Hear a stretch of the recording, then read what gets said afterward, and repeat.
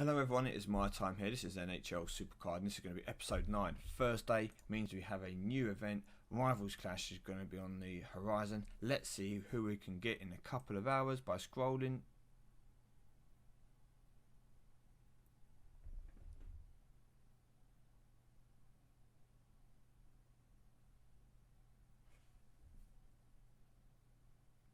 Seems to be an error in the game. Only joking. Now I know that it is Road to the Cup. There was an update, so before you can actually play the game, have to do the update. And we're going to didn't mean to click on that. We're going to quickly have a look and see what it's done. So now it's got a very similar layout to WWE Supercard. Here you go at the top, division pack. They're going to try and bombard you with something to buy, sell each day. It's going to change every 24 hours, I imagine. Great. We scroll down, everything else still looks the same, and everything else is pretty much the same, apart from the very top. And obviously we now have a Road to the Cup. So I'm going to go to that in just a moment. Beforehand, let me come to my season. As you can see, I was 70 and 15, I believe. If we go to standings, that put me second. So first round, playoff brackets, I lose 4-0. I was asleep, I completely forgot about this, and that's 4 days wasted. So it's my pet hate with this thing. There we go, first round, ultra rare card, super, I cannot wait. What a load of, anyway, moving on. There is one saving grace, that the card may be used in my Road to the Championship, and I will show you why now. So let's look at the positives.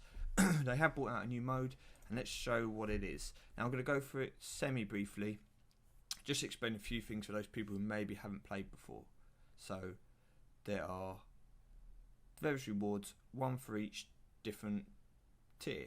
So you start off with common, and at the top it tells you points. You need 91 points to get this Oscar Clefboom. Now let's just assume that we're not too worried about this card. You have no choice but to get it. So this is your reward.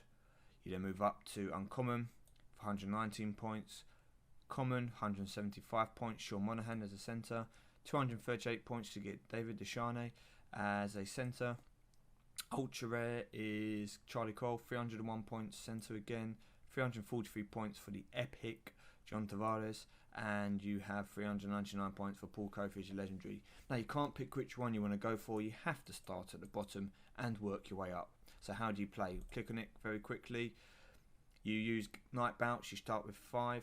As soon as you use one it gets consumed, and then there'll be a countdown of 15 minutes. Once 15 minutes is up, it will refresh and you'll get another bout back. So you can use 5, and once they've been used, you have to wait for them to refresh, and you can start using bouts again. Alternatively, you can purchase them. It's probably going to be 100 credits for a new set of 5 if it's anything like the other games. What do you get for winning? You can pick a 2-point game, a 5-point game, or a 7-point game. 2-point games are meant to be easy, 5-point games are meant to be medium difficulty, 7-point games are meant to be difficult. However, at the start, all the games will be easy. You'll be able to work your way through the first few cards as +7s, because the difficulty of the opponents are relative to the kind of tier you're in. So you're going to be playing people who are common, uncommon kind of difficulties, maybe a rare if you're unlucky. So most people here will be able to comfortably win through those. It takes into effect when you get to the later tiers, when you're going for the ultra rare, epic and legendary cards. That's when you have problems. That's when, if you're doing +7s, you're going to be playing against people with full epic decks and legendary decks, and unless you're in the same bracket as them, then you're going to lose. You're not even going to be able to do +5s. Excuse me. You hit this thing which is referred to as the wall, which means that you then have to play +2 games, because I've got no chance winning +5s, +7s. You have to grind it out on +2s, and you even lose some of the +2s, but you will still win the majority, because the people will be basically your level, slightly better, slightly worse, whereas +5s, +7s are going to be people that are miles above you. So I expect it to kick in for me, because my deck is ultra rare ++.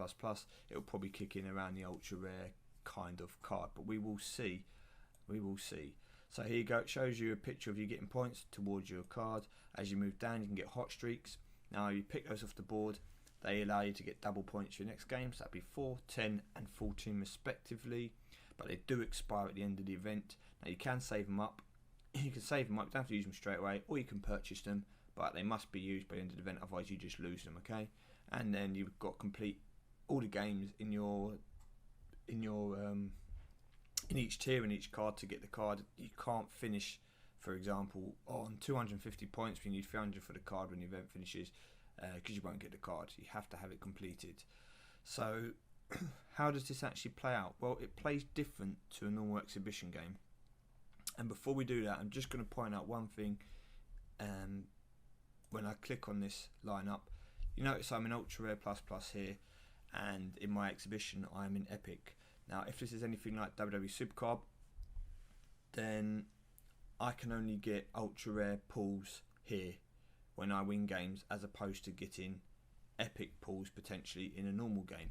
In my NBA, apparently they fixed that, and it didn't matter what your tier was in here, you would pull rewards in comparison to what your exhibition tier was. So if your exhibition tier was legendary, but your road to the championship tier was ultra rare because you've got more cards and they're not always good, you would still be able to pick legendary cards off the board. If this is the same as WWE, however, where that isn't the case, you can only pick the tier that you're in. So for example, in this event it was ultra rare, then the tactic is to close the game down, reopen it, and then that means you don't have to pick your cards before moving on. So you save them up, and then you go to play an exhibition game. You play the exhibition game, you win or lose it, and then you take all your board picks, say 50 picks that you saved up from that tier, from your epic tier, so you don't waste a top tier pull and an ultra rare card in the event. You've still got your chance to get an epic card, and then you start the process again. So a bit more time consuming, a bit more of a pain in the rear, but unfortunately that's what you have to do. So if you do know which this is like, please let me know. I'm going to guess, because it's more Supercard orientated, it's going to be the same as WWE. However, this mode is not in WWE. I alluded to this a while ago. I think it would be amazing if WWE Supercard put this in. You know, if they managed to put in a, basically kind of like put in a system where you have, I don't know, say 4 ups, 4 downs, 4 left, 4 right arrows. You know, your then 6 divas, which can be whatever, or 2D. You know how you know what I mean. If it was like, say, set out like this, you'd have your divas as your goalkeepers, and then you'd have your up, down, left, rights, and you have to have 5 of each, whatever, which would then mean people would potentially want duplicates of good cards, and they'd keep them and stuff for the kind of for the event. But we'll have to see. Maybe that's something they're planning in the future, a similar kind of road to championship like this. But for now, we're on NHL Supercard. Now the green, as ever, means that the person is playing in position and they will get the boost.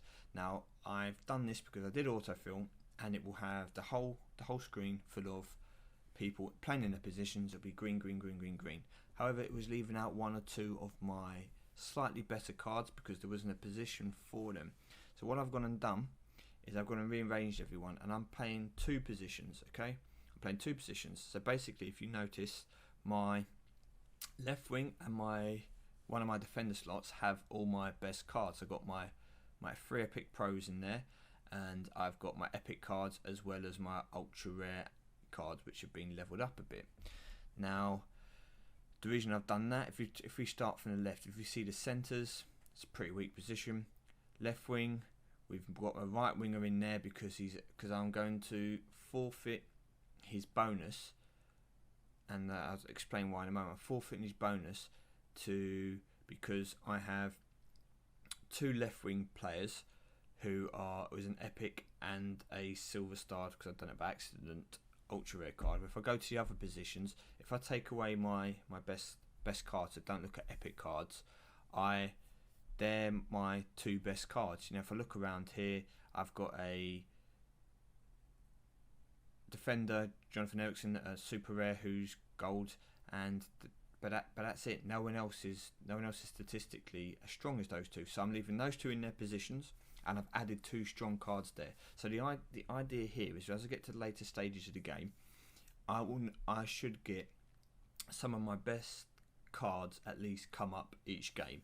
So if you're not too sure how this works, then I'm imagining, okay, so I could be wrong, but I'm imagining that you're going to play 3 quarters, okay, and each quarter is going to be a separate game.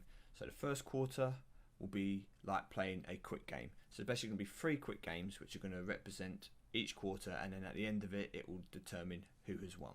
okay, depending on the total points you get. So you're going to use 15 outfield players will be picked and 3 goalkeepers. Now you're going to have a person in the centre, left wing, right wing, and 2 defensive positions, okay? So what I'm doing is I'm stacking 2 positions with my best cards, so each time I should get at least 2 of my top 10 cards come into choice. If I put everyone into position, the computer's randomly going to pick 1 centre, 1 left wing, 1 right wing, 1 defender, 1 defender.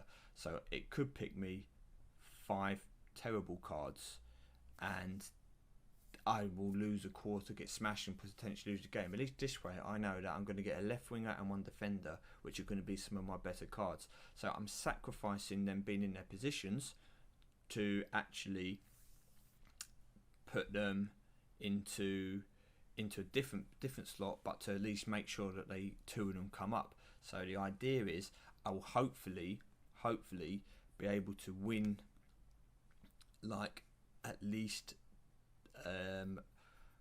maybe the 2 singles or the double and 1 of the single games, because I know I'm going to have a strong card. So that's the theory, you know. Obviously you can't do anything with the goalkeepers. That's why I kept a couple of my goalkeepers and I didn't train them all the way just in case. So I'm glad I did that now. Unfortunately I did train away a few of my outfield cards. So yeah, we'll just have to keep playing, keep training them up and see how we go. So that's the theory here, that's the idea, that's the deck I'll be using.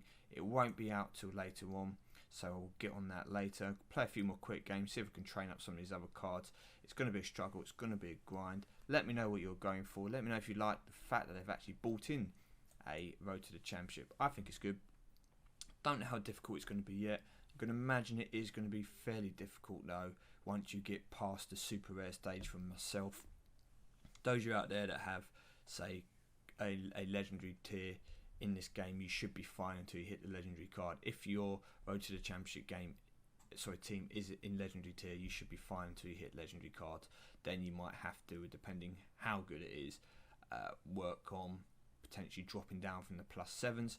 But anyway, thank you for watching. I'm going to kick this off in a bit. Got a busy weekend coming up, and I'm not too sure how much of it I'm going to get done. We'll have to see.